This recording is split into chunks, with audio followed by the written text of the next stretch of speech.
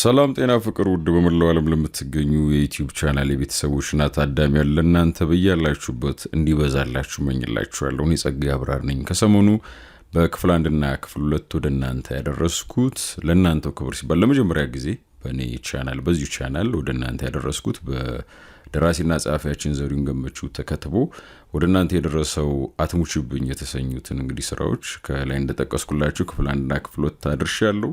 በሁለቱም ክፍሎች ከልብ በመነጨ ተመስጦ ስትታደሙ ለነበራችሁ፣ ላይክ አድርጋችሁ ስሜታችሁን ስትገልጹ፣ ሐሳብ አስተያየት ስትሰጡ ለነበራችሁ እንዲሁም ለሁላችሁም ለታደማችሁ በሙሉ ውድ ቤተሰቦች ትልቅ ምስጋናና አክብሮት እንግዲህ እግረ መንገዴን እየገለጽኩ ዛሬ በክፍል 3 እና በመጨረሻው ክፍል እንገናኛለን። ካለፉ ክፍሎች አንፃር ትንሽ አጠር ያለ ርዝመት ያለው ነው። እንግዲህ የመጨረሻ ክፍል ነው የሚሆነው። ብዙ ጊዜ ታሪክ አቆጫጨት ወይ ማስተላለቅ የደራሲዎች በተለይ ልቦለድ ምናብ ሲሆን በእነሱ ምናብና ባሰቡት መንገድ ስለሆነ ያንን እንግዲህ ሰምተን በአንዳንድ ነገሮች በውስጣችን ምናልባት ሐሳብ ሆኖ ሊቀሩ ይችላሉ። እሱንም እንደ አንድ የጥበብ እንግዲህ ቀለም ቆጥረን የምናልፈው ነው የሚሆነው እንጂ ያው እኛ በጠበቅነው ልክ አላለቀም ወይም በገመትነው ልክ በዛው መሰረት አልሄደም ማለት ወይም አላለቀም ማለት ስቶሪ ወይም ታሪኩ አሊያም ልቦለዱ ጸሐፊው አልጨረሰው ማለት አይደለም። እስከዚህ ድረስ ነው ብሎ የጨረሰውና የመጨረሻ ክፍል ነው ልላችሁ ነው። ውድ ቤተሰቦች ስለምትከታተሉኝ እንግዲህ ውድ ቤተሰቦች ከልብ አመሰግናለሁ። አክብሮቴ ላቀ ነው። በያላችሁበት ጥሩ ጊዜ እመኝላችኋለሁ። አትሙችብኝ የመጨረሻ ክፍል 3 እንሆ ለእናንተ መልካም ጊዜ ውድ ቤተሰቦች። በቀጣይ እንደተለመደው በአዲስ ስራ እንገናኛለን።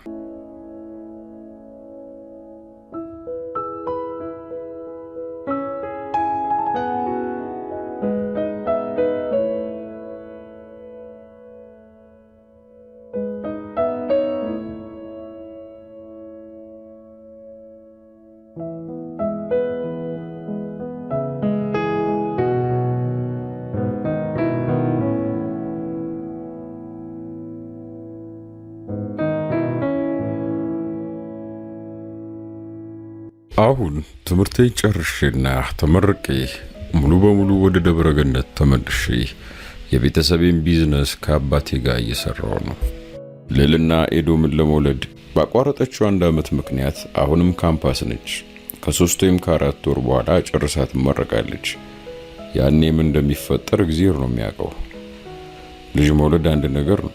ተፈጥሮ ለሴቶች የሰጠችው ጸጋ ነው። ግን ደግሞ እናት ሁሉ እኩል እናት አይደለችም። ሙሉ እናትነት አምጦ በመውለድ ብቻ አይገኝም። ሙሉ እናትነት ፍጹም የተለየ ጉዳይ ነው። ማንኛውም ሴት ልጅ መውለድ ትችላለች። ይሄ በጣም ቀላል ተፈጥሮ ሂደት ነው። እናት መሆን ግን ታላቅ ጥበብንና ከልጅ ጋር የሚፈጠር ዘላቂ ቅርርብና ግንኙነት እየጎለበተና እያደገ የሚሄድ የነፍስ ትስስር ነው። ይህን ጉዳይ እያሰብኩ ያለሁት አሁን ቢሮዬ ቁጭ ብዬ ስለ ልዕልና እያሰብኩ ስለሆነ ነው። ልጃችን ኤዶም 4 ዓመት ሆኗታል። በሚመጣው ዓመት 5 ዓመት ይሞላትና ሕፃናት ሙያ ትገባለች። እያደገች ነው። አሁን አቀላጥፋ በስልክ ታወራኛለች። ወደ ቤት ሳልገባ ማታ ካመሸው ደውላ የምትቆጣኝ እሷ ነች።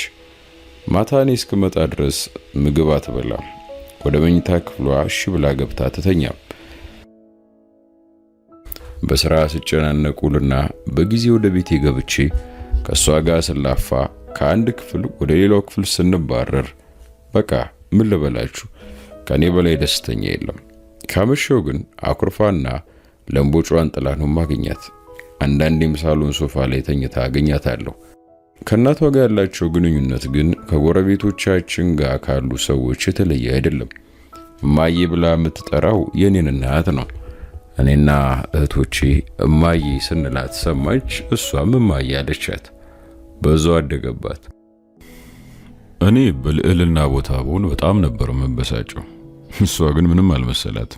እንደውም ጭራሽ እማዬ ብላ ስላልጠራቻት ራሱ በጣም ደስ ያላት ነው የሚመስለው ሁኔታዋ። የልዕልና እናት ደብረ ገነት ከሆነች ቢያንስ በ3 ቀን አንዴ መታ ታያታለች። ቤቷ ወስዳ ስታጫውታትና ስታዝናና ቆይታ ትመልሳታለች። በዚህ ምክንያት ከሷ ጋር የተሻለ መቀራረብ አላት። ገና ስታያት አያቴ ብላ ነው የምትጠመጠምባት።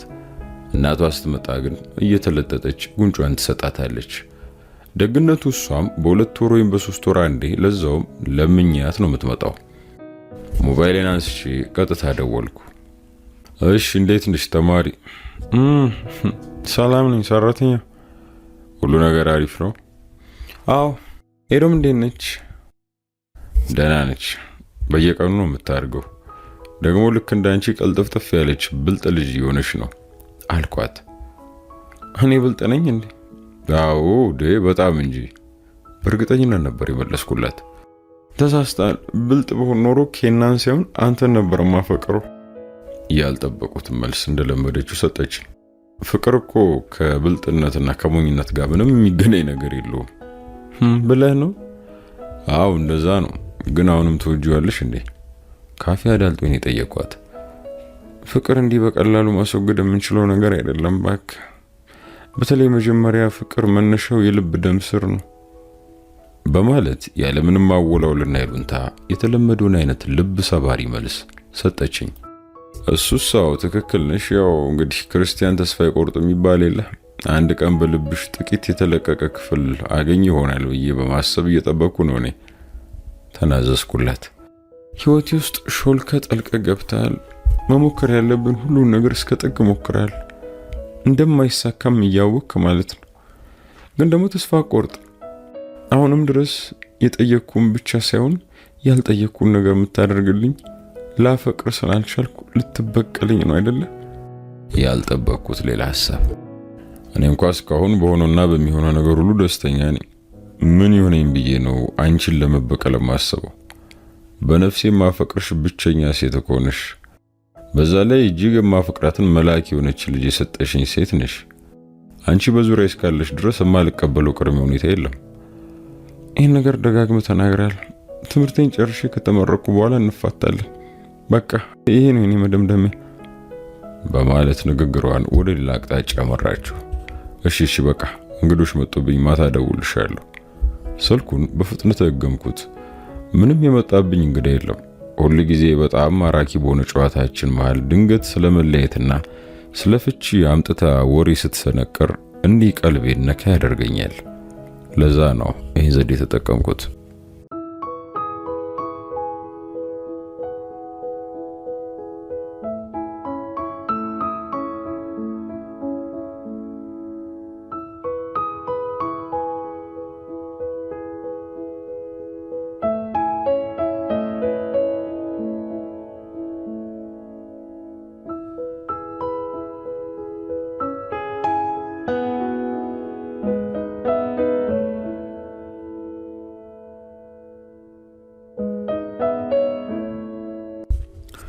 ስፈራ የነበረው ቀን ደረሰ። ልልና ከምርቃት ቀኗ ማግስት ነው። ማታ ከምሽቱ 4 ሰዓት ከቤተሰብ ተነጥለን መኝታ ቤት እንደገባን ነው። እሺ አሁን ምን ታስቢያለሽ? ማለት ያው ተመረቀሻል። ድርጅታችን ውስጥ በመረጥሽ ቦታ መስራት ትችያለሽ አልኳት። አይ እዚህ መስራት አልፈልግም አስደነገጠችኝ። ጥሩሽ እንደፈለግሽ። አዲስ አበባም ከሆነ ችግር የለውም። እዛ የራሳችንን ቤት መግዛት እንችላለን። መቼስ አሁን ከተመረቅንና ስራ መስራት ከጀመሩም በኋላ ከቤተሰብ ጋር እንድንኖር ላትፈልግ ትችላለሽ ብዬ ገምቼ ነው ይሄን ማለቴ። አይ እንደዛ አይደለም ብላ ወደኔ ተጠግታ እጆችን በእጆቿ ማል አስገብታ አይኔን ማየት ጀመረች። ፈራው። ልልና እንዲህ የምታደርገው የሆነ ጉዳይ ሲያስጨንቃትና እሱም ማፍረጥ ስትፈልግ ነው። መሳይ። አቤት። እንድንፋታ ፈልጋለሁ። ልክ አናቴ ላይ ባለው ርግብግቢቴ የሆነ ስለታም ጦር የሰነቀረችብኝ ነው የመሰለኝ። አንድ ቀን እንደዚህ እንደምትለኝ አውቃለሁ፣ ግን ያ ቀን እንደዚህ ቅርብ አይመስለኝም። ቆይ ግን ምን አጠፋው? ምን አጎደልኩብሽ?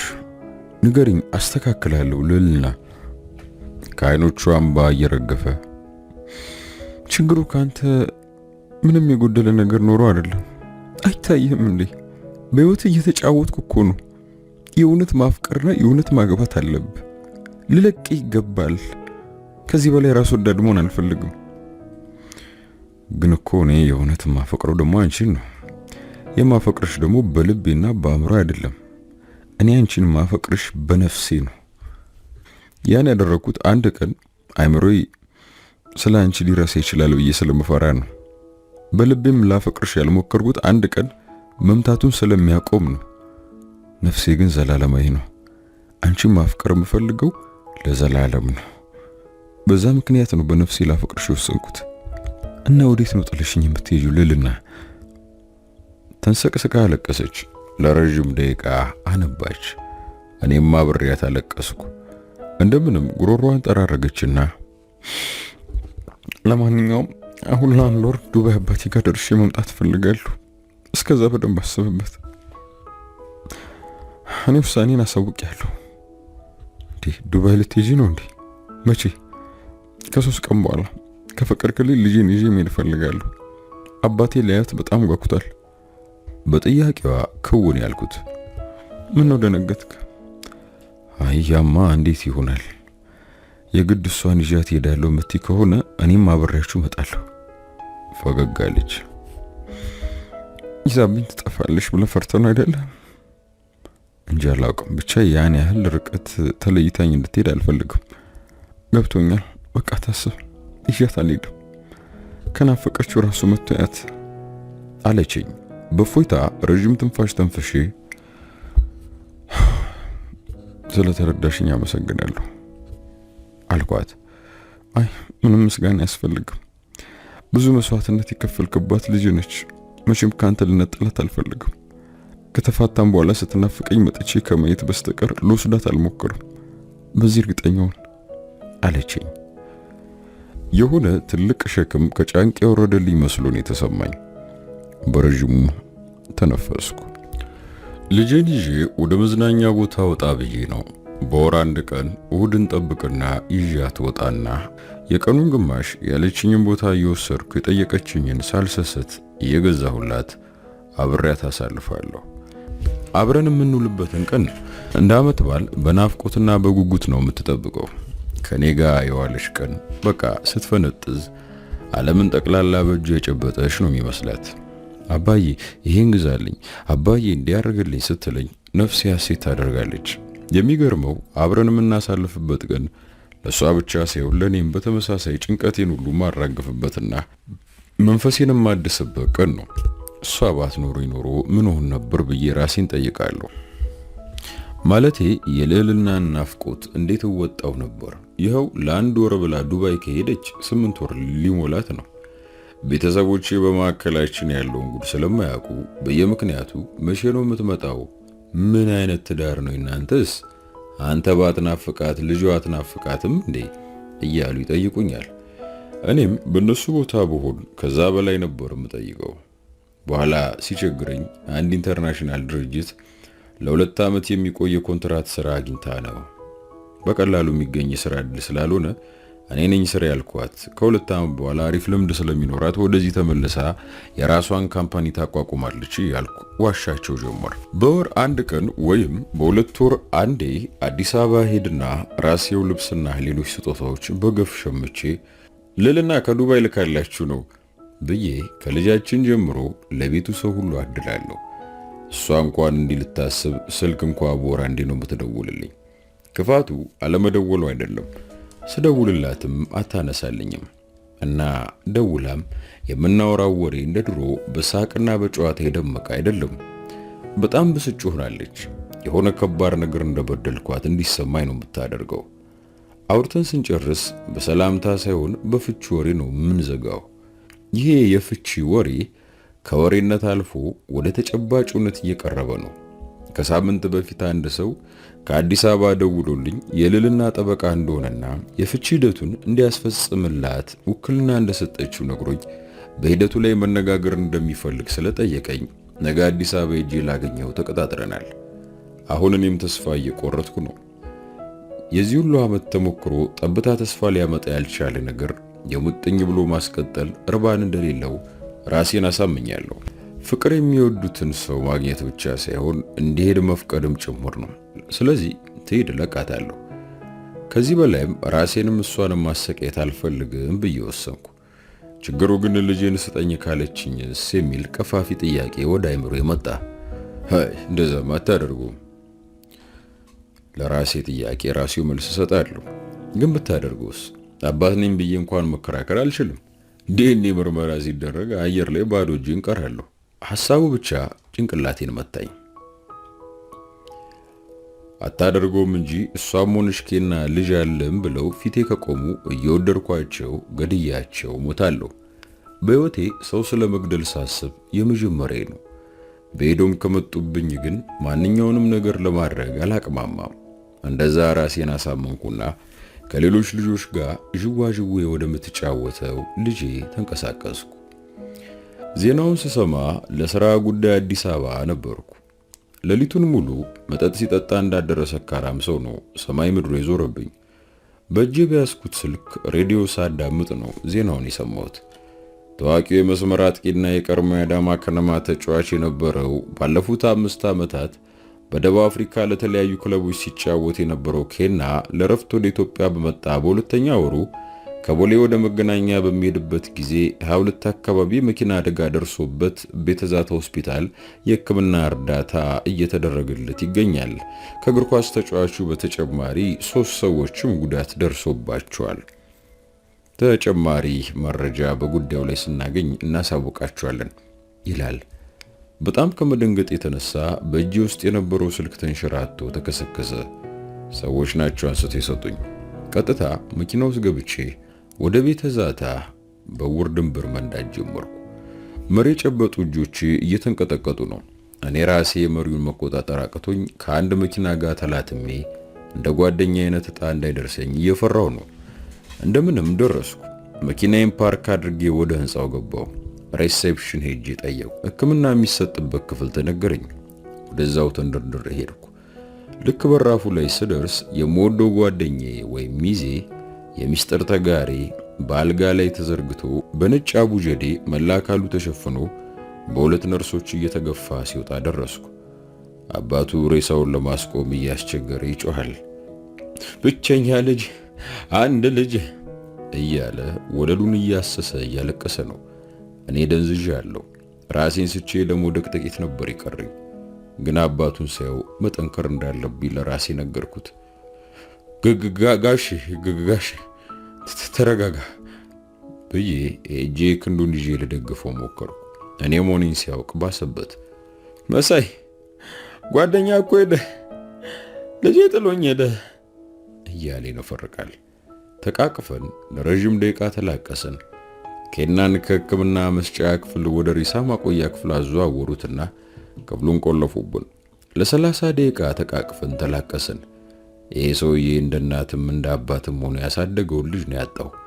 ብዙ መከራ ያየበት የአይኑ ማረፊያ ብቸኛ ልጅ፣ ብቸኛ ጓደኛውና ብቸኛው ዘመድ ነበር። እናም ዓለሙን የተነጠቀው። ጓደኛዬ ስለሞተብኝ በጣም አዝኛለሁ። ይሄ ምስኪን አባት ብቸኛ ልጁን በመነጠቁም እንዲያው ለሱም በጣም አዝኛለሁ። የኬና አባት እንደምንም ለመረጋጋት ሞከረና ልጄ እሷስ እንዴት ነች ሲል ጠየቀኝ። ግራ ገባኝ። እሷ ማን ነች? ልዕልና ነቻ። ዱባይ ነች እኮ እሷ። ወይ አልሰማውም ልትለኝ ነው? እንዴት እንደሆነ አላውቅም። አብራው መኪና ውስጥ ነበረች። እሷንም ወደዚህ አምጥተዋታል ብሎ ጭንቅላት የሚፈረክስ ዜና ነገረኝ። ማመን አልቻልኩም። እየተንፈቀፈቁ ወደ ሪሴፕሽን ሄድኩና ልዕልና የምትባል ታካሚ የት ክፍል እንዳለች ጠየቅኩ። ነገሩኝ። ስደርስ እናቷ ቁጥጥር ውጭ ሆና ተመለከትኩ። ስታየኝ ሮጣ ተጠመጠመችብኝ። ምን እንደምላት ምን እንደምጠይቃት ግራ ገባኝ። ግራ መግባት ብቻ ሳይሆን መልሱንም ፈራው። ልክ እንደ ኬና አቡጀዴ አልብሰው በአልጋ እየገፏት ሲወጡ ላለማየት ፈጣሪን እየለመንኩ ነው። ጉዶንኩ ልጄን ልነጠቅ ነው ትላለች እናትየው። አሁን እንዴት ነች? አላውቅም። ኦፕራሲዮን ክፍል ከገቡ 6 ሰዓት አልፏል። እስካሁን አልወጡም። በጣም ፈርቻለሁ ልጄ። እኔም በጣም ፈርቻለሁ አልኩና ደግፌ ወደ መቀመጫ ወሰድኳት። አስቀመጥኳት። ከጎኗ ተቀመጥኩ። ቆይ መቼ ነው የመጣችው? ዱባይ አልነበረችም እንዴ? መምጣቷን እንኳን አልነገረችኝም። አጉረመረምኩ። ልጄ ያለፉትን 3 ወራት እዚህ ነበረች። አንተ የምታውቅና የምትገናኙ መስሎኝ ነበር። በስልክማ እንገናኛለን፣ ግን እንዴት አድርጋ እንደሆነ አላውቅም። ዱባይ እንደሆነች አድርጋ ነበር እኮ የምታወራኝ ስል መለስኩ። ኧረ ምን እያወራው ነው? እሷ ብቻ ሰላምቱን እንጂ ሌላ ሁሉ እኮ አያሳስብም። ራሴን ገሰስኩ። ልጄ እባክህ ይቅር በላት አለችኝ እናቷ። እቴት ያልገባኝም፣ እኔ እኮ ምንም አላደረገችኝም። አይ እውነቱ እንደዛ አይደለም ብላ ተንሸራታ በጉልበቷ ወለል ላይ ተንበርክካ ጭንቅላቷን ጉልበቴ ላይ አስደግፋ እየተንሰቀሰቀች እባክህ ከበፊት ጀምሮ አንተ ለሷ መልካም ጓደኛ ከዛም መልካም ባል ነበርክ። አንተን ለመፍታት ስላሰበች እንዳዘንክባት አውቃለሁ። እባክህ ለኔም ሆነ ለልጇ በህይወት እንድትተርፍልን እባክህ ይቅር በላት ተማጸነችኝ። ምን እንደምላት ግራ ስለገባኝ በዝምታ ማሰብ ጀመርኩ። አንተ ትወዳት የለ? ልመናዋን በልምምጥ ጠየቀች። አዎ በጣም ነው የምወዳት። መውደድ ብቻ አይደለም እጅግ በጣም አፈቅራታለሁ ስል መለስኩላት። እኮ ይቅር በላት፣ እንደው በኤዶም ይዤ ያለው ይቅር በላት። ክንዷን ይዤ ይቅር ብያታለሁ አልኩና ወደ መቀመጫዋ መልሼ ያስቀመጥኳት። ይኸውልሽ የልዕልናን መዳን እኔ ካንቺ እኩል ፈልገዋለሁ። ልዕልና በልቤ ውስጥ ያለሽ ፍጹም ማፈቅራት ሴት ነች። የኔ ምስት ብትሆንም ፈታኝ ብትሄድም አይቀየርም ያ ነገር። እና ደግሞ መወዳት ልጄ እናት ነች። ያቺን የመሰለሽ ተወዳጅና ጣፋጭ ልጅ የሰጠችኝ ሴት ነች። እና ታዲያ እንዴት ላዝንባት እችላለሁ?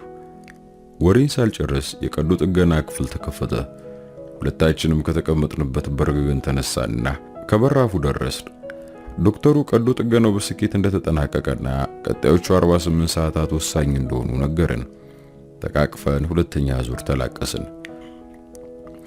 ምንም ቢሆን እስካሁን በህይወት መኖሯን አንድ ነገር ነው። ከ4 ሰዓት አድካሚ ጥበቃ በኋላ ልዕልና ወዳለችበት ክፍል አስገቡን። በጣም ልብ ሰባሪ ነበር። ያቺ በአይምሮና በልቤ ሳይሆን በነፍሴ ማፈቅራት ልጅ አልጋ ላይ ተዘርራ በአፍንጫዋና በአፏ ብዛት ያላቸው ቱቦዎች ገብተው ከማሽኖች ጋር ተያይዟል። ፍጹም በድን መስላለች። በጣም እጅግ በጣም ማፈቅራት ሰው በዚሁ እንደዚህ ሆና ማየት በጣም ልብ ይሰብራል። ዶክተር አሁን እንዴት ነች? እንግዲህ እየጸለያችሁ መጠበቅ ነው። እግሯስ እንዴት ነው? እናቷ ጣልቃ ገባች። ግራ ገባኝና አንዴ እሷን ከዛ ደግሞ ዶክተሩን እያፈራረኩ ተመለከትኩ። ያው እንግዲህ ግራ እግሯ ከጉልበቷ በታች ተወግዷል ሲል ተንደርድሬ የለበሰችውን ልብስ ገለጥኩና እግሮቿን አየው። እውነትም ዶክተሩ እንዳለው የግራ እግሯ ከጉልበቷ በታች የለም። ዱልዱም ሆኖ በነጭ ፋሻ ተጠቅልሏል። ጭንቅላቴን ይዤ እየጮኩ ክፍሉን ለቅቄ ወጣው። እንደ እብድ ብቻዬን እየለፈለፍኩ ሆስፒታሉን ለቅቄ ወጣው። ከስታዲየም ፒያሳ እስክደርስ ራሴን አላውቅም። ስንት ጊዜ የሚበር መኪና ውስጥ ልገባ ብዬ ጮሆና ሰድበው እንዳስደነገጡኝም አላስታውስም። ብቻ ራሴን ጊዮርጊስ ቤተክርስቲያን ቁጭ ብዬ ነው ያገኘሁት። መቼ ስለመጸለይ አስቤ እዚህ እንዳልመጣው እርግጠኛ ነኝ። እኔ ልቤ ሲሰበርና እጅጉን ሳዝን ለመጸለይ ወደ ቤተክርስቲያን የሚሄድ ሰው አይደለሁም። ራሴን ለማረጋጋት ሞከርኩ፣ አልቻልኩም። ስልኬን አወጣውና አባቴ ጋር ደወልኩ። መሳይ እኔ ነኝ ልጄ አለኝ አባቴ። ደህና አይደለሁም አባዬ፣ በጣም ግራ ገብቶኛል። ምን እንደማድረግ አላውቅም አባዬ፣ በጣም ፈርቻለሁ። ልጄ ተረጋጋ። ምንድነው? ምን ተፈጠረ ንገረኝ። ልዕልና የመኪና አደጋ ደርሶባት ሆስፒታል ገብታለች። ጓደኛዬ ኬናም አብሯት ነበር፣ እሱ ሞቷል። አባዬ በጣም ነው የተሰበርኩት። አጠራ አድርጌ ያስረዳው ከሳግ ጋር በትንቅንቅ። ልጄ ልዕልና እንዴት ናት? ማለት በሕይወት አለች ሲል ፈራ ተባ እያለ ጠየቀኝ። እኔ እንጃ አለች ይላሉ፣ ግን በድን ነው የምትመስለው። በዛ ላይ አንደኛው እግሯ ተቆርጧል። የት ሆስፒታል ያለችው? ቤተ ዛታ። አሁኑኑ መጣሁ። ጠንከር በል ልጄ። በዛ ላይ ስለ ኤዶም ደግሞ አስብ። አባት ነህ፣ መጠንከር አለብህ። በተቻለ መጠን ፈጥኜ እደርሳለሁ። መጣሁ። ስልኩን ዘጋው። አባቴ ስለ ኤዶም ያለኝ ወደ ቀልቤ እንድመለስ አደረገኝ። ለልጄ ጠንካራ መሆን አለብኝ። እንደምንም ራሴን አበረታው። የቤተ ክርስቲያኑን አጸድ ለቅቄ ወጣው። በታክሲ ወደ ሆስፒታል ተመለስኩ።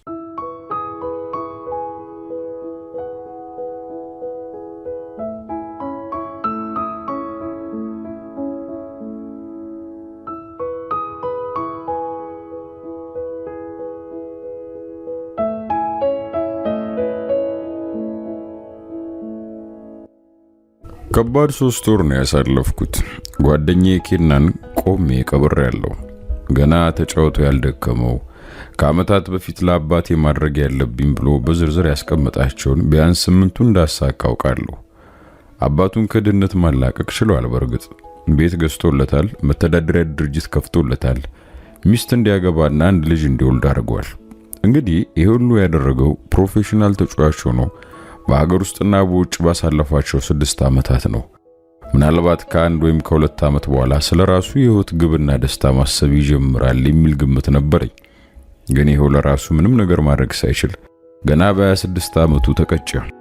ይቺ ህይወት እጅግ ጥብቅ፣ እጅግ ኮስታራ ሆነን መንገፋት አይደለችም። ነገ እንዲናደርጋለን፣ እዚህ እድሜያችን ላይ ይሄኛውን እቅዳችን እናሳካለን ብለን እርግጠኛ መሆን አንችልም። ምክንያቱም መቼ በምን ምክንያት እንደምንጠራ አናውቅም። እኛ እቅድ እናወጣለን፣ ህይወት ደግሞ ድንገት ምኞታችንን አክስማ እንዳልነበር ታደርገዋለች። ልልናን ከ2 ወር ከ10 ቀን በኋላ ወደ ደብረ ገነት ከእናትየው ጋር ይዘናት ሄድን። እዛ እንደደረስን እናትየው ወደ ቤቷ ልትወስዳት ፈልጋ ነበር። እኔ ግን ፈቃደኛ አልሆንኩም። በዚህ የተነሳ ለተወሰኑ ደቂቃዎች ጭቅጭቅ ውስጥ ገብተን ነበር። ከዛ በቃ የሷን ፍላጎትን ጠይቃት ተብሎ ወደሷ ተራመድን። ይሄን ሁሉ ጭቅጭቅ እየተጨቃጨቅን የነበረው የደብረ ገነት ከተማ ደርሰን ወደ እናትየውና ወደኛ ቤት በሚወስደው መስቀለኛ መንገድ ላይ ስንደርስ ዳር አቁሜ ወረድኩ። እናትየውም ተከትላኝ ወረደች። ከመኪናው ትንሽ ራቅ ብለን ልዕልና እንዳትሰማን እየተጠነቀቅን ነበር የተነጋገርነው። ወደ መኪናው ተመልሰን የኋላውን ገቢና ከፍተንና ሁለታችንም ከፊቷ ተገትረን ቆምን። እኔ መናገሩን ቅድሚያ ወሰድኩ። ልልቷ እናትሽ ጋር መሆን ይሻልሻል ወይስ ወደ ቤት ልውሰድሽ? እኛ መስማማት ስላልቻል ያንቺን ፍላጎት ለማክበር ፈልገናል አልኳት። ዝም ብሎም በዋ በጉንጮቿ እየረገፈ ነው። የትም ብትወስዱኝ ግድ የለኝም፣ ለሞተ ሰው ቦታ ምን ለውጥ ያመጣል ብላ አስደነገጠችኝ። ወደ እናትየው ዞርኩና በቃ ወደ መኪናው ግቢ አልኳት። ግራ እንደመጋባት አለችና ገባች። እኔም ዞሬ ወደ ገቢናው ገባው። መኪናውን አንቀሳቀስኩት። ቀጥታ ወደኛ ቤት ነው የነዳሁት። እቤት ስንደርስ ከመኪና አቅፌ ያወረድኩና ዊልቸር ላይ አስቀምጬ እየገፋው ወደ ሳሎን ይዣት ገባው። እናቴና እህቶቼ የቤቱ ሰው ሁሉ በደስታና በለቅሶ ተቀበላት። ልልና ምንም አይነት ምላሽ አልሰጠችም። በዛ ወቅት ልጃችን ኤዶም ትምህርት ቤት በመሆኗ ፈጣሪን አመሰገንኩ። ልልና የተኮሳተረ ፊቷን ሳትፈታ መተኛት ፈልጋለሁ አለችኝ። ምንም ተቃውሞ ሳላሰማ ዊልቸሩን እየገፋው ከሳሎን ወደ መኝታ ክፍላችን አስገቧት። ዊልቸሩን ወደ አልጋው አስጠጋውና ከዊልቸሩ አቅፌ አልጋው ላይ አደረኳት። በቃውን መተኛት ፈልጋለሁ፣ ማንም እንዳይረብሽኝ። መጀመሪያ ትንሽ ምግብ ላምጣልሽ። ድምጿ የቁጣ ቃና ያዘ። ምንም አልፈልግም አልኩ እኮ፣ ውጣና በራፉን ዝጋልኝ። እስከ ጠራችሁ ማንም በቃ ወደዚህ ክፍል እንዳይመጣ። የበለጠ ላበሳጫት ስላልፈለኩ እሺ በቃ እንደፈለግሽ በማለት ክፍሉን ለቅቄ ወጣውና ዘግቼ ከሌላ ክፍል ወንበር በማምጣት እዛ በራፉ አጠገብ ትንፋሽን ውጪ እስክትጠራኝ መጠበቅ ጀመርኩ። እና በድንገት ጭልጥ ብዬ ሐሳብ ውስጥ ገባው። ነገም ፈራው። እንዴት ነው ይህን ነገር የምወጣው ስለ ራሴን ጠየቅኩ። አሁን ልልና የደረሰባትን አደጋና የአካል መጉደል ተቀብላ ተረጋግታ አብራኝ ትኖራለች? ራሴን ጠየቅኩ እና የሆነ ተስፋ ብልጭ አለልኝ። ልቧን የሚከፋፍላትና ተረጋግታ ኑሮ እንዳትኖር የሚያረጋት ለኪና ያላት ፍቅር ነበር። አንድ ቀን ቀልብ ገዝቶ ወደኔ በመመለስ አብሮ ሊኖር ይችላል የሚል ከፍተኛ ተስፋ እንደነበረ ታውቃለሁ። ምናልባትም ያ ተስፋ ይሆናል እሱን ስትከታተል አብራው አንድ መኪና ውስጥ እንድትገኝ ሆና ለአደጋ ያጋለጣት እና አሁን መሞቱን ስታውቅ ለጊዜው ጥልቅ ሐዘን ቢሰማትም በሂደት ግን ተስፋ ትቆርጣለች።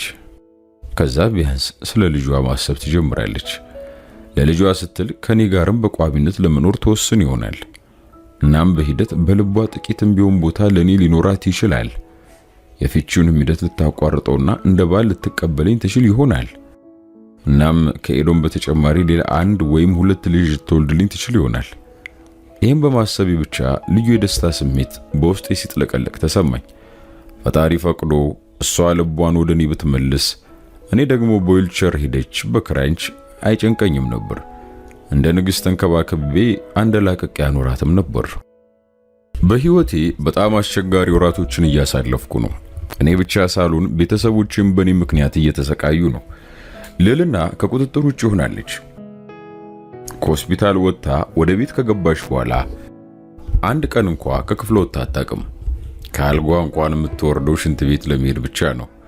ሁኔታዋ በዓለም ላይ መኪና አደጋ የደረሰባትና እግሯ የተቆረጠ ብቸኛ ሰው እንደሆነች ነው ያስመሰለችው። አንዳንዴ ግራ ይገባኛል። ራሷን አንድ ክፍል ውስጥ ቆልፋ እስክትሞት ድረስ በድንዛዜ እየቆዘመች ያለችው በደረሰባት አደጋ አካሏን በማጣቷ ይሆን ወይስ በኬና ሞት ሐዘን? እርግጠኛ መሆን አልቻልኩም። እርግጥ ሁለቱም ክስተቶች ቀላል ናቸው ማለት አይደለም። እሷ ቀጥታ የክስተቱ ተጠቂ የሆነችው ይቅርና እኔም አዝኛለሁ። እኔም ልቤ ተሰባብሯል። ኬናም የምወደው ጓደኛዬም እሷም የማፈቅራት ብቸኛ ሴት ነች። ግን ደግሞ ህይወት እንዲህ ነች። ድንገት ሳናስበው ከተሰቀልንበት ህይወት መሰላል ድንገት አንሸራታ ከጥልቁ ገደል ትጥለናለች። ለዘላለም ከኛ ጋር ይኖራል ብለን ብዙ ያቀርንለትን ሰው ድንገት በሞት እንነጠቃለን። በጊዜው ሁሉ ነገር ይጨልምብናል። መተንፈስ ሁሉ ያቅተናል። ሁሉ ነገር ትርጉም የለሽ ይሆንብናል። መሞት ብቻ ነው የምንፈልገው። ውሎ ሲያድር ግን መጽናናት እንጀምራለን። ቀስ በቀስ የደረሰብንን በመቀበል ወደፊት ለመጓዝ እንወስናለን። ምክንያቱም የህይወት ሰልፍ እንደዛ ነው። መተንፈሳችን እስከቀጠልን ድረስ ለመኖር ጥረት ማድረግ አለብን። ከህመማችን ጋር ከስቃያችን ጋር እንዴት መሳቅ እንዳለብን ልምምድ ማድረግ አለብን። ልዕልና ግን አሻፈረኝ አለች። በአባቴ ያስለመንኳት፣ በአያቴ ያስጠየቅኳት፣ እናቷ እስኪሰለቻት እየተመላለሰች በጡቴ እያለች ብትማጸናት አንድ ቃል እንኳን ከአንደበቷ ማውጣት አልቻለችም። ቢቸገረኝ እዛው ክፍሏ ቴሌቪዥን አስገባሁላት። አንድ የመጽሐፍ መደርደሪያም አስገብቼ በመጽሐፍ ሞላሁት። ላፕቶፕ ገዛው፣ አስቀመጥኩ። ነገር ግን አንድም ቀን አንዲቱንም ነገር ዞር ብላ አላየችም። የስነ ልቦና እገዛ ማድረግ እንዳለባት አውቃለሁ። ግን ያንን እሷን አሳምኜ ማድረግ አልቻልኩም። ቢቸገረኝ ከገበያው 3 እጥፍ ከፍዬ በተንከባካቢ ነርስ ስም አንድ የስነ ልቦና ባለሙያ ቀጥሬላት በቋሚነት እኛ ቤት ገብታ መስራት ከጀመረች 15 ቀን አልፏታል። እስካሁን ግን ከኛ የተለየ ምንም ማድረግ አልቻለችም። ግን ተስፋ አልቆርጥም። እሷ ወደ ቀልቧ ተመልሳ ህይወቷን መኖር እስክትጀምር ድረስ መሞከሬን አላቆምም። ለጊዜው ግን አንድ ነገር ማድረግ እንዳለብኝ ተሰምቶኛል። ለዛ ነው በጠዋት ከእንቅልፌ ተነስቼ ወደ ወላጆቼ ክፍል ሄጄ አንኳኳሁት። ማን ነው? ይግቡ የሚለውን የእናቴን ድምፅ ስሰማ በራፉን ገፋ አድርጌ ወደ ውስጥ ገባሁ። ሁለቱም ከመኝታቸው ተነስተው ቁጭ ያሉ። ቀጥታ ሄጄ አልጋው ጠርዝ ላይ ተቀመጥኩ። ምን ነው ልጄ፣ ልዕልና ሰላም አይደለችም እንዴ ሲል ጠየቀኝ አባቴ። አባዬ ሰላም ነች፣ ምንም የተለየ ነገር አልተፈጠረም። ደግሞ ምንድነው? ነጭ ወጥቷል እኮ ሌሊቱን ሙሉ እንቅልፍ አልተኛም እንዴ አንተ ልጅ ጠየቀችኝ እናቴ። እማ ደህና ነኝ አታስቢ፣ አንድ ውሳኔ ወስኛለሁ። እሱ ልነግራችሁ ነው የመጣሁት። ምንድነው? እስኪ ንገረን። አባዬ ልዕልናን ይዤ ከዚህ ለመውጣት አስቤያለሁ። ለመውጣት ማለት የት ሀገር ይዛ ልትሄድ ነው? ሁለቱም ወላጆቼ ፊት ላይ ድንጋጤ ያነበብኩ። እዚሁ ነው ቀበሌ 03 ያለው ቤታችን ይዣ ትገባለሁ። ኤዶም እዚሁ ከናንተ ጋር ትሁን። እዚሁ እየመጣሁታለሁ። ልጄ ከናቷ ድባቴ ጋር ፊት ለፊት እንድትጋፈጥ አልፈልግም። እናቴ በንዴት ምን ስትልኝ ያሰብከው? በእኔ ጣጣ እናንተ ከዚህ በላይ መሰቃየት የለባችሁ፣ ይበቃል። ምክንያቴም በግልጽ ነገርኳቸው። እናቴ ልጄ እኛ እኮ ቤተሰብ ነን። ያንተ መከረኛም መከራ ነው፣ ደስታ ደግሞ ደስታችን ነው። ወዴትም መውጣት የለም። ይህን ጉዳይ መልሰህ ስታነሳ እንዳልሰማ ብላ ከአልጋዋ በንዴት ተነስታ ክፍሉን ለቃ ወጣች። ልጄ እዚህ ጋር እናቱ እውነቷን ነው። ስለኛ ምንም እንዳትጨነቅ፣ ይህን ችግር አብረን እንወጣዋለን። አመት ፈጀብን 5 ዓመት፣ ሁሉም ነገር ወደ ነበረበት ይመለሳል፣ እንወጣዋለን፣ አይዞን ሲለኝ እንባዬ ከቁጥጥር ውጭ ሆኖ ተዘረገፈ። አባቴ እጆቹን ዘረጋና እቅፍ ውስጥ አስገባኝ። ልክ እንደ ልጅነቴ አንገቴን አንገቱ ሸጉጬ ተንሰቅስቄ ማልቀሴን ቀጠልኩ። አላባበለኝም። አልቅሼ እንዲወጣልኝ ተወኝ። ከዛም ቀለል ብሎኝ ከወላጆቼ መኝታ ክፍል ወጣሁ። ቁርሴን በላውና ልጄን አቅፌ ስሜና ተሰናብቼ ወደ ሥራ ልሄድ ስል ልልና የቀጠርኳት ሳይካትሪስት አስቆመችኝ። ይቅርታ ልልና ትፈልጋለች። ግራ ገባኝ። ምን አልሽኝ? ልልና ጠሪልኝ ብላኝ ነው። ሐሳቧ እንዳትቀይር የፈራው ይመስል ተንደርድሬ በሩጫ ሄድኩና በራፉን ከፍቼ ወደ ውስጥ ስገባ አልጋዋ ላይ ቁጭ ብላ መምጣቴን ስትጠብቅ ነበር። ልልቷ ፈልገሽ ነበር እንዴ? ምን ላምጣልሽ? ምን ፈልግሽ? እናቴ እቤቷ ትኖራለች እንዴ? ምን ፈልገሽ ነው? ደውዬ ላጣራ? አዎ። እናትየው ጋር ደወልኩላት። እቤት እንደሆነች ነገረችኝ። ስልኩን ዘጋውና አዎ እቤት ነኝ ብላኛለች። ምን ፈልገሽ ነው? ቅር ካላለ ዛሬ እናቴ ጋር ልደር? አረ ምንም ቅር አይለኝም። በጣም ነው ደስ የሚለኝ። አሁን ነው አድርሽሽ በዛው ወደ ስራ ሄዳለሁ አልኳት። አደጋ ከደረሰባት ቀን ጀምሮ እንደዚህ የተሟላ አረፍተ ነገር ከአንደበቷ ስታወጣ ለመጀመሪያ ጊዜ ነው። አይ አሁን መሄድ አልፈልግም። ማታ 1 ሰዓት ወይ 2 ሰዓት አካባቢ ትወስደኛል። እሺ በቃ አንቺ እንደፈለግሽ። በእርግጥም በደስታ ነበር ይሄን ያልኳት። በቃ አሁን ወደ ስራ ሄዳ አረፈደብህ። ጥያት የሚሄድ ፍላጎት አልነበረኝም። ፊት ለፊቷ ተቀምጬ ቀኑን ሙሉ ስታወራኝ ብትውል ገነት የመግባት ያህል ቆጥረው ነበር። ግን ያንን የመሞከር ወኔ የለኝም። ስለዚህ እሺ በየ ለመውጣት ስራመድ መስ ብላ ጠራችኝ። አቤት። ከሄዶም ጋር ትንሽ ጊዜ ለማሳለፍ ፈልጌ ነበር። ብትጠራልኝ ትፈራኝ ይሆን? አራት ፈራሽም እናቱ አይደለሽ እንዴ? እንዳትጨነቂ።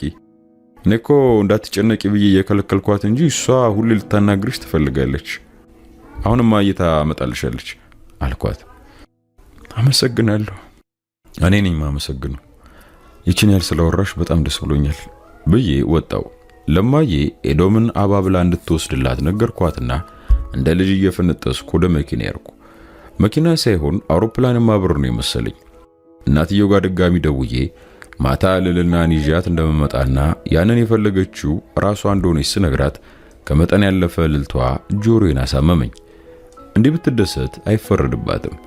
ሁላችንም በልልና ተስፋ ወደ መቁረጡ እየገባን ሳለ የመጣ ቅጽበታዊ ለውጥ ነው። ቀኑ ሙሉ እንደ ሕፃን ስፈነጥዝ ነው ያልኩት። እዛ ሰዓት ላይ ማታ ለብሳ የምትሄደው 1-3 ቀሚስ ገዝቼ ላኩላት።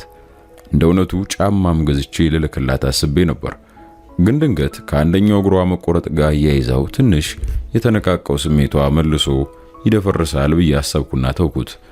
9 ሰዓት ላይ ከቤት ስልክ ተደወለልኝ። የልልና የስነ ልቦና ባለሙያ ነበረች የደወለችልኝ። እየፈራው ስልኩን አነሳሁት። ልልና ሐሳቧን ቀይራለች ልትለኝ ይሆን የሚል ነበር ስጋቴ። መሳይ ደህና ነህ ስትል ጀመረች። ሰላምታውን ዘለቀጥታ ወደ ጉዳይ ብትገባ ምኞቴ ነው። ሰላም ነኝ። ምን ነው ችግር አለ? ልልና ሰላም ነች አይደል ስል በፍራቻ ድምጽ ጠየቋት። አይ እሷ ሰላም ነች፣ ግን ምን? ዛሬ ያሳየችው ለውጥ ኖርማል አይደለም።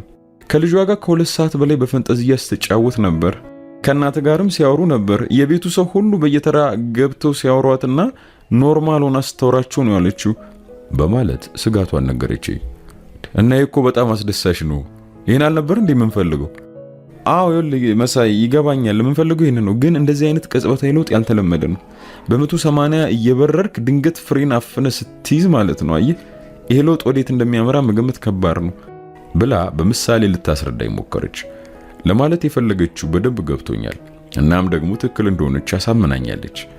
ግን ያለውበትን ደስታ እንዲያደፈርስብኝ አልፈለኩም። በፈጠረሽ ከበርካታ ወራት በኋላ ነው ዛሬ መሳቅ የቻልኩት። እባክሽ መልሰሽ ወደ ጭንቀት ያትወርውሪኝ ስል ተማጸንኳት። ይቅርታ መሳይ፣ ጥርጣሬን የነገርኩ፣ ምንም አታስብ፣ እየተከታተልን የሚደረገውን ሁሉ ይሆናል ብላ ስልኩን ዘጋችው። ውስጤ የጫረችው ጥርጣሬ ለማስወገድ በርካታ ደቂቃ ወሰደብኝ። 12 ሰዓት ነበር ወደ ቤት የተመለስኩት። 1 ሰዓት ተኩል ሲሆን ልልና ይዤ እናቷ ቤት ደረስኩ። በድግስ ነበር የተቀበለችኝ። 10 ሰው የሚያስተናግድ ምግብ ነበር ተዘጋጅቶ የጠበቀን። ራት አብሬያቸው በልቼ ትንሽ ተጫወትኩና 3 ሰዓት ሲሆን እናትና ልጅን ለብቻቸው ትቼ ወደ ቤት የተመለስኩ። እንዲፈታና ዘና ብላ በማየቴ ደስ ብሎኛል። ግን እሷ የሌለችበት ቤት ላድር እየሄድኩ በመሆኔ ደግሞ ቅርም እያለኝ ነው። ወደ መኝታዬ ከመሄድ በፊት ወደ ልጄ ክፍል ገባው። አሻንጉሊቷን አቅፋ ጭልጥ ያለ እንቅልፍ ተኝታለች። ተጠጓትና ግንባሯን ስሜ የራስጌ መብራት አበራውላት። ዋናውን መብራት አጥፍቼ ወደ ክፍሌ ገባው። ከበርካታ ወራት በኋላ ለመጀመሪያ ጊዜ የሶፋ መኝታዬን ጥዬ አልጋ ላይ ለመተኛት ወጣው። ብርድ ልብሱም ሆነ ትራሱ የሷን ጠረን አትሞ ይዟል። በረጅሙ ወደ ውስጥ ማኩት። የመንዘር ስሜት ተሰማኝ። አንዱን ትራስ ተንተርሼ ሌላውን አቅፌ ጥቅልል ብዬ ለመተኛት ሞከርኩ። በሐሳቤ ሙሉ ልዕልናን የሞላችው ምን ጊዜ እንቅልፍ እንደወሰደኝ አላወቅኩም። በሩ በስሱ ሲቆረቆር ነው ከእንቅልፌ ባነንኩት። ጆሮዬን አንቅቼ ሳዳምጥ አባዬ ክፈትልኝ ትላለች። ልጄ ነች። ሰዓቱን ሳይ ገና 7 ሰዓት ተኩል ነው። በድንጋጤ በርግጌ የተነሳውና በሩን ከፈትኩላት። አሻንጉሊቷን አቅፋ እየተኩለጨለጨች አገኘኋት። ቶሎ ጎንበስ ብዬ አቀፍኳትና ወደ ውስጥ አስገባኋት። ይዣት አልጋ ላይ ወጣሁ። ልጄ ምን ሆነሽ ነው? ፈራው። ምን ነው መጥፎ ልማየሽ? አው እሷ ነጭ ልብስ ለብሳ ወደ ላይ ልትበር ስትል እኔና አንተ ቀሚሷን ይዘን አትይዥ እያልን ስንጎትታት አየሁ። ማናት እሷ? እሷ ነች ልዕልና። መጀመሪያ ደነገጥኩ። በኋላ ሳስበው ከስንት ጊዜ በኋላ ዛሬ ስላወራቻት ነው በልቦ የመጣችባት ስል ድምዳሜ ላይ ደረስኩ። እማ አሁን ምንም አትፍሪ፣ አባትሽ አብሮሽ ነው። እሺ ተኝ በቃ። እሺ አባዬ አለችና ሁለት ትናንሽ እጆቿን አንገቴ ዙሪያ ጠምጥማ አንገቷን አንገቴ ስር ቀብራ ተኛች።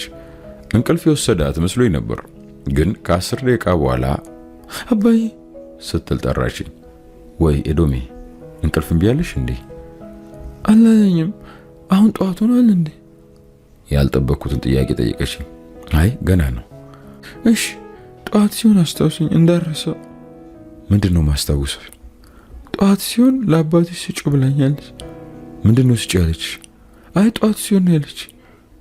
ምንድነው የምታወሪው? አእምሮዬም በላኝ።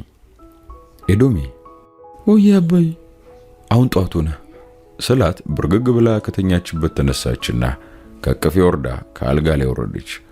በዝምታ አከታተላት ጀመር። ቀጥታ ወደ መጽሐፍ መደርደሪያ አመራችና አንድ መጽሐፍ መዛ ወጣች። ውስጡን ከፍታ አንድ ወረቀት አውጥታ መጽሐፉን አስቀመጠችና ወደኔ ተመልሳ በመምጣት ወረቀቱን ሰጠችኝ። ወደ አልጋው ወጥታ ተኛች። ከመገረም ውስጥ ሳልወጣ ወረቀቱን ከፈትኩና አየሁት። ከልዕልና የተጻፈው ነው። ጉጉቴ ጨመረ። እሷ ወረቀቱን ሰጣኝ። ወደ እንቅልፏ ስትመለስ እኔ ወረቀቱን ማንበብ ጀመርኩ። መሳይ ልሄድ ስለሆነ በህይወቴ ነግሬ ማላቀውን አንድ እውነት ልንገር። አፈቅርሃለሁ። ምን ነው ደነገጥክ? እውነቴን ለልጄ አባት ለመሆን እንደምትፈልግ የነገርከኝ ቀን ትዝ ይልሃል? የዛን ቀን ነው ድንገት ሳላስበው ልቤ ላይ ሰርጌ የተቀመጥኩ። እርግጥ የዛን ቀን የተለየ ስሜት ቢሰማኝም መቀበል ግን አልፈለኩም ነበር። ከባድ ውለታ ስለዋለልኝ ነው ያፈቀርኩት ብዬ ነበር ያሰብኩት። ውሎ አድሮ ግን ስሜቱን እየጠነከረብኝ መጣ ይመስለኛል። የዛን ቀን ነው መልካምና ውብ ነፍስን ማየት የቻልኩት። ግን ስላፈቀርኩ መጥፎ ስሜት ተሰማኝ። የተጋባን ቀንም ሆነ መቼም ቢሆን የፍቅር ስሜቴን ላላሳይ ለራሴ ቃል ገባሁ። ምክንያቱም ላንተ የደባል ፍቅር አይገባም። ከልቤ ኬናን ሳላስወግድ ነው አንተን ደርቤ ያፈቀርኩ። ያ ደግሞ ትክክል አይሆንም። ለዛ ነው በተሻለ መጠን ካንተም ከልጅ የምሸሸው። እንደ ባልና ሚስት ተጋብተን እንኳን አንድም ቀን አብረን ተኝተን ወይም ተነካክተን አናውቅም። እርግጠኛ ነኝ ስለማታፈቅረኝ ነው ገላዋን ልትፈቅድልኝ ያልቻለችው ብለህ ነው የምታምነው። ባላፈቅርማ ካንተ ጋር መተኛት መዋሰብ በጣም ቀላል ይሆንልኝ ነበር። ካንተ ጋር ትዳር ላይ ያለው አዳማ ካምፓስ በተለያየ ጊዜ አብሬያቸው መውጣ 2 ተማሪዎችና አንድ አስተማሪ ነበሩ። በቃ ደስ ይሉኛል። አብረን እንዝናናለን። ጥሩ ሙድ ላይ ኮንኩ አብሬያቸው አድራለሁ። ጠዋት ምንም እንዳልተፈጠረ ወደ ትምህርት ይመለሳሉ። አየህ ካንተ ጋር እንደዛ ማድረግ መሞከር አንተን ወደ እነሱ ደረጃ ዝቅ ማድረግ ነው የሚሆንብኝ። ለዛ ነው ለፍቅር ምላሽ ልሰጥ ያልቻልኩት። ግን ደግሞ ይቅር ትለኛለህ ብዬ አስባለሁ። ምክንያቱም ለማንም ልሰጥ የማልችላትን የአካሌን ከፋ የሆነች ልጅን ሰጥቻለሁ። ይሄን ለእናቴ እንኳን የማደርግ አይመስለኝም። ከዚህ የሚበልጥ ስጦታ ልሰጥ አልችልም። በነፍሴም ጭምር ስለማምነን የሰጠው አሁንም መሄዴ ነው። ለዛ ነው ሚስጥሬን ሁሉ ምነግርህ እና አንድ ነገር ቃል እንድትገባልኝ ፈልጋለሁ። በመሄዴ እንድታዘን አልፈልግም። ብሄድም በልጅ ውስጥ አለሁ። ስናፍቅ እሷ አጠገብ ስላለች ታጽናናለች እና ደግሞ የምትወዳትን ልጅ መርጠ ሚስት እንድታገባ እፈልጋለሁ። ታውቃለህ የሚሄዱ ሰዎች ቤተሰቦቻቸውን እዛዚያቸውን ካላከበሩ ነፍሳቸው ረፍት አግኝታ ወደ ዘላለም ማደሪያ አትሄድም ይላሉ። እዚሁ ከደመና በታች እየተንከራተትኩ እንዳልሰቃየብህ በፍጥነት አግባና ወደ ዘላለም ማረፊያ ሸኘኝ። በልቸው መቼስ ልጃችንን አደራ አይደለም። እሷ ከተወለደችበት ቀን አንስቶ ያንተ ነች፣ ያንተ ብቻ። ራስን ተንከባከብ አደራ። እማዬ በሐዘን እንዳትጎዳ አልፎ አልፎ ኬሎን ጋር እየሄዳችሁ ጠይቋት። በል አላሰለችም ከዚህ በላይ ደህና ሁንልኝ። ምናልባት በሁለተኛ ህይወታችን እንደሚባለው ዳግመኛ እንገናኝና በንጽህና አንተ የማፍቀር እድል አገኝ ይሆናል ይላል ደብዳቤው። ቶሎ ካልጋው ለቅቄ ወረድኩ። ስልኬን ይዤ እየደወልኩ ወደ እማዬ መኝታ ቤት ሄድኩ። አንኳኳው። ስልኩ እየተነሳልኝ አይደለም። ወላጆቼ በድንጋጤ ተነስተው ስር የደረሱ። ምን ሆነሃል አንተ ልጅ? ምን ተፈጠረ? እናትና አባቴ እየተፈራረቁ ጠየቁኝ። እማዬ ኤዶም እኔ መኝታ ቤት ነች። አሁን ወደነ ልዕልና ቤት ልሄድ ነው። የሆነ ችግር ያለ ይመስለኛል እኮ። ምን ተፈጠረ? አሁን እኮ እኩለ ሌሊት ነው። ምን ሆነሃል አንተ ልጅ? ለነሱ መልስ ልሰጥ ስል ስልኩ ተነሳልኝ። የልዕልና እናት በታፈነና በተደናገጠ ድምጽ ሄሎ መሳይ፣ ምን ተፈጥሮ ነው? በዚህ በሌሊት በሰላም ነው? ልዕልና ከጎንሽ ነች? አይ የበፊት ክፍሏ እዛ ነው የተኛችው። በአፋጣኝ ሂጂና ያት፣ ስልኩ እንዳዘጊው። በዚህ ጊዜ እህቶቼ የቤቱ ሰራተኞች ጠቅላላ ተነስተው ምን ተፈጠረ በሚል ስጋትና ፍራቻ ከቦኛል። የልዕልና እናት ሰቅጣጭ ጩኸት በስልኩ መጣ። አረ ልጄ መድኃኒቱን ሁሉ አቅማለች። አረ ልጄን ተነጠኩ። ትንፋሿን አድምጡት። ወደ መኪና እየሮጥኩ ነው ማውራት። አባቴ ቆይ እኔ ነኝ የምነዳው፣ ቆይ አንተ ብሎ ገቢና ገባ። እኔና እህቴ አባቴ ሆነን ወደ ልዕልና ቤት መብረር ጀመርን። የልዕልና እናት ድምጽ መልሶ በስልኩ ተሰማ። መሳይ ትንፋሿ እንደው ብን እኮ ነው የሚለው። እየመጣን ነው በቃ አልኩና ስልኩን ዘግቼ ለአምቡላንስ መደወል ጀመርኩ። እኛ ደርሰን ከመኪናው ስንወርድ የአምቡላንስ ድምጽ ከኋላችን ተሰማ። ፈጣሪ ነፍሷን እንዲያቆይልኝ እየተማጸንኩ ተንደርድሬ ወደ ቤት ገባው። እሷ ብትሞትብኝ እንዴት ነው መኖር የምችለው? ሳስበው ራሱ ሰውነቴ በፍራቻ ሲቀዘቅስ ተሰማኝ። ባክሽ አትሙቺብኝ በማለት እየለፈለፍኩ ዘልዬ መኝታ ቤቷ ገባው። እናትየው አንገቷን አቅፋ በድንዛዜ እያለቀሰች ነው። እሷ ዝርግትግት ብላ ያበቃላት በድን መስላለች። ስራዋ ደረስኩና ጣቴን አንገቷ ላይ አስቀመጥኩ። ብን የሚል ሽርፍራፊ ትንፋሽ አላት። እናትየውን የመገፍተር ያህል ከላይ ላይ ያላቀቅኩና ሰቅስቄ እንደ ሕፃን ልጅ አቀፌ ባክሽ አትሙቺብኝ እያልኩ ከውጪ ድምጽ ወደሚሰማኝ አምቡላንስ ይዣት በረርኩ። እግዚአብሔር ከኔ ጋር ይሁን።